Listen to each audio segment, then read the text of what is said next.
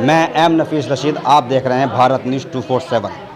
बने रहें मेरे साथ। आज वो जानकारी आपको मिलने वाली है शायद जो आप समझते नहीं है कि आज़ाद बार्बर एसोसिएशन या बार्बर भी कोई मुद्दा होता है। मुद्दा भी है, राजनीतिक सवाल भी होंगे और साथ ही साथ बार्बर यानी कि हर आदमी के बाल काटने से के जो जुड़े हुए सवाल हैं वो मैं सब करूँगा। बने रहे मेरे साथ में, क्योंकि मौका बड़े दिन के बाद में मिला है आज़ाद बार्बर एसोसिएशन के अध्यक्ष के साथ में बात करने का। स्वागत है डॉक्टर इमरान साहब भारत न्यूज़ 247 में आपका।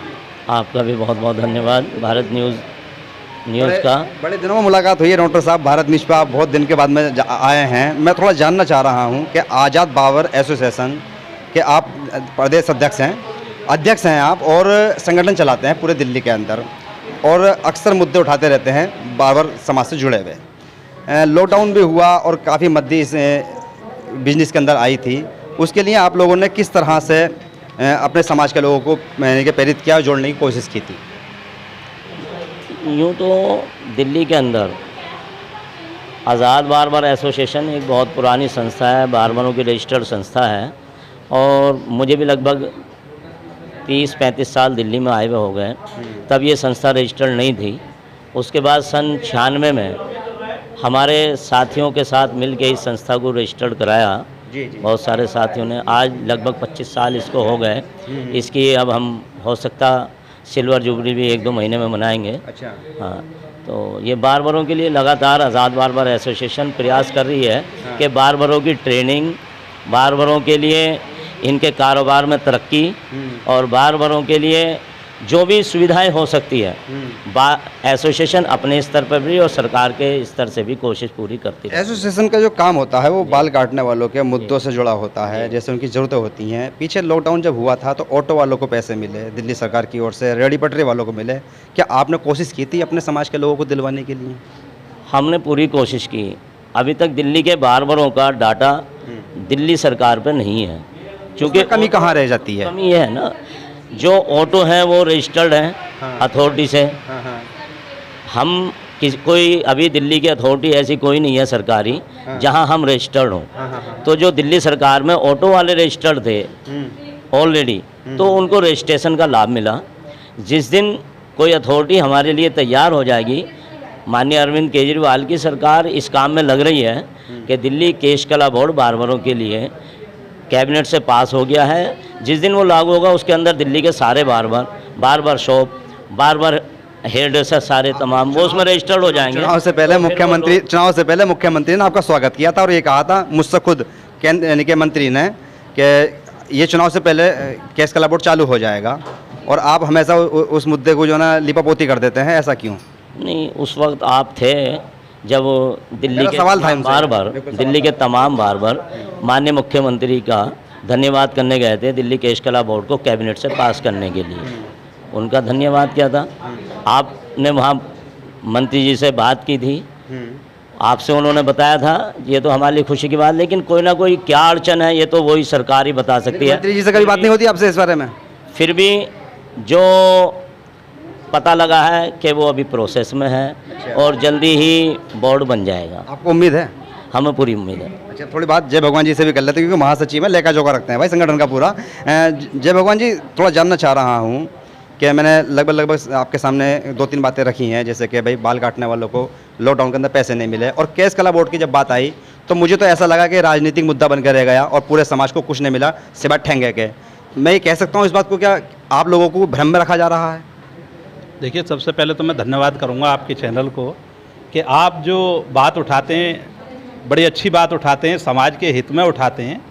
लेकिन कुछ चीज़ें ऐसी हैं जो हमारी संस्था के हाथ में नहीं है, या डॉक्टर साहब के हाथ में नहीं है, या हमारे समाज के हाथ में नहीं है। जो चीज़ें हैं वो सरकार के, जबकि देखिए ये जो केस कला बोर्ड का जो मामला है, ये किसी भी संगठन ने, किसी भी संस्था ने आज तक कभी उठाया ही नहीं सरकारों के सामने। ये तो एक आज़ाद बार्बर एसोसिएशन एक पहली संस्था ऐसी है जिसने हमारे बार्बर भाइयों के बारे में, लोगों के बारे में, इसमें दिल्ली सरकार ने भी तो आपको ही माना ना, दिल्ली सरकार ने माना आपके संगठन को। तो उनका एक मुद्दा बनाया और मुद्दा बना करके सारा लेखा जोखा करके और सरकार तक पहुंचाया। और सरकार की समझ में आई। हमने सरकार से अपनी जो है एक सिफारिश की कि भाई हमारे समाज के लोगों को ये केस कला बोर्ड चाहिए। तो उन्होंने हमें आश्वासन दिया, आप मौजूद थे उसमें माननीय मुख्यमंत्री जी के कार्यक्रम में और आपने भी देखा, ऐसा नहीं है। अच्छा, जो अब केस कला बोर्ड का जो मामला है, देखिए समय तो कोई लगता है, अभी आपने देखा बहुत राजनीतिक उठापटक हुई और राजनीतिक उठापटक के बीच में हमारी जो केस कला बोर्ड की फाइल थी वो माननीय उपराज्यपाल जी के यहाँ फंसी रही, वो नहीं निकल पाई। और मेन कारण यही रहा है कि वो फाइल वहाँ से निकल नहीं पाई। और अब थोड़ा हमें पता चला है कि वो फाइल जो है प्रोसेस में है और काम जरूर होगा, ऐसा मैं भी कहता हूँ, मुझे भी विश्वास हो रहा है। अच्छा, आपको विश्वास है। फिर भी मैं थोड़ा जय भगवान जी जानना चाह रहा था, क्योंकि देखिए ये जो काम है युवाओं का काम है और श्रम विभाग से भी जुड़ा हुआ काम है। ये श्रम विभाग के तहत बहुत सी योजनाएं ऐसी आती हैं जो बाल काटने वालों को मिल सकती हैं। कभी समाज के लोग या बाल काटने वाले जो युवा है या युवतियाँ हैं, वो लोग आपसे संपर्क करते हैं कि भाई हमारी मूलभूत जो समस्याएँ हैं, जो ज़रूरतें हैं, वो ये हैं, और आप उस पर काम करते हैं कभी? हाँ, बिल्कुल करते हैं। देखिए, पहली बात तो ये है कि जो हमारा श्रम वाला कार्ड है, वो श्रम वाला कार्ड अभी हमें मुहैया नहीं हो सकता, क्योंकि सरकारों ने उसकी एक इस तरह से वो बना रखी है, जैसे लेबर मिस्त्री है, वेल्डिंग है, उनके लिए जो है ये कार्य किया गया है। अच्छा, लेकिन मेरी जानकारी में है बाल काटने वाला ना तो इनके मजदूर की कैटेगरी मारा, ना कलाकार की कैटेगरी मारा, उसे डॉक्टर भी नहीं कह सकते हैं। ऐसा उसके लिए हमारे डॉक्टर साहब ने, हमारी संस्था ने माननीय मंत्री जी को, जो हमारे राजेंद्र पाल गौतम जी हैं, उनको बाकायदे लिखित में इसके बारे में दे रखा है कि हमारे समाज के जो युवा साथी हैं, युवा काम करने वाले हैं, या जो वृद्ध हो गए हैं, जिनको अब दिखाई नहीं देता है और जो बाल का काम बड़ा बारीकी काम होता है, वो बाल नहीं काट सकते, उनके लिए पेंशन जैसी योजनाएं उनको लागू की जाएं। तो इस पर हमारी संस्था और काम कर रही है और सरकार से भी आश्वासन बराबर मिल रहा है, जिसके हमारे पास जो सबूत भी हैं, जो उनके जवाब आ रहे हैं। तो इसमें सरकारी जो कार्रवाई होती है उनमें टाइम तो लगता है, लेकिन हमारे पास उसका जो है जवाब भी आया है। और एक बार नहीं आया, कितनी बार जवाब आए हैं, हमारे पास सुरक्षित हैं और उस पर हम आगे जो कार्रवाई भी कर रहे हैं। आपका नाम क्या हुआ? मोहम्मद रईस सलमानी। रईस साहब, मैं थोड़ा जानना चाह रहा हूँ आपसे कि आज़ाद बार्बर एसोसिएशन जो है बाल काटने वालों की एक संस्था है और बहुत सारे लोग हैं दिल्ली के अंदर, दिल्ली बहुत बड़ी है और ज़रूरत होती है अक्सर बाल काटने वाले लोगों को कि उनकी संस्था, उनके लिए कोई संस्था काम करे। आप कोई अभियान चलाते हैं इन बाल काटने वालों को जोड़ने के लिए?